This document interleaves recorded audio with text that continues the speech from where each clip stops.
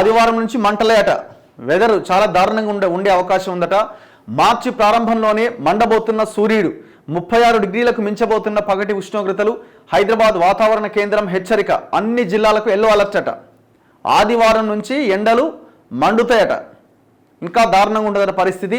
ఇప్పటికే ఎండల తీవ్రతతో అల్లాడిపోతున్న రాష్ట్ర ప్రజానీకానికి మరింత చెమట పట్టబోతున్నది. మార్చి నెల ప్రారంభంలోనే భూమిని నిప్పుల కొలిమి చేసేందుకు సూర్యుడు సిద్ధమైపోతున్నాడట. ఇక్కడ అక్కడ అనే తేడా లేకుండా ఆదివారం నుంచి రాష్ట్ర వ్యాప్తంగా తన ప్రతాపం చూపెట్టబోతున్నాడు. రాష్ట్రంలో ఆదివారం నుంచి ఎండలు మరింత పెరగబోతున్నాయి. మార్చి 2 నుంచి రాష్ట్ర వ్యాప్తంగా 36 నుంచి 38.5 డిగ్రీల మధ్య ఉష్ణోగ్రతలు నమోదయ్యే అవకాశం ఉందని హైదరాబాద్ వాతావరణ కేంద్రం శుక్రవారం హెచ్చరించింది. ఈ మేరకు ఎండ తీవ్రతను సూచించే ఎల్లో అలర్ట్ను అన్ని జిల్లాలకు జారీ చేసింది. మంచిర్యాల, ఆసిఫాబాద్, భద్రాద్రి కొత్తగూడెం, పెద్దపల్లి, జగిత్యాల జిల్లాల్లో 38 డిగ్రీలకు పైగా పగటి ఉష్ణోగ్రతలు నమోదయ్యే అవకాశం ఉందట.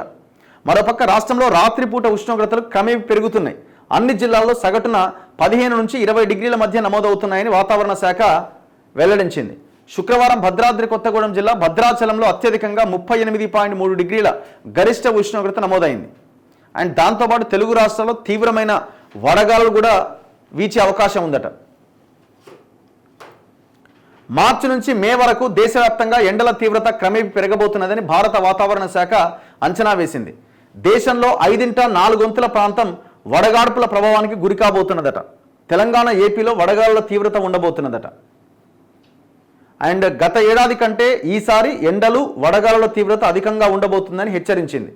దక్షిణాదిలో కొన్ని ప్రాంతాలు, ఈశాన్య భారతం, ఉత్తరాదిలో కాశ్మీర్, హిమాచల్ ప్రదేశ్ మినహాయిస్తే మిగిలిన అన్ని ప్రాంతాల్లో పగలు, రాత్రి ఉష్ణోగ్రతలు సాధారణం కంటే ఎక్కువగా నమోదు కాబోతున్నాయి. సో అంటే ఈసారి ఎండలు మరింత మండబోతున్నాయి.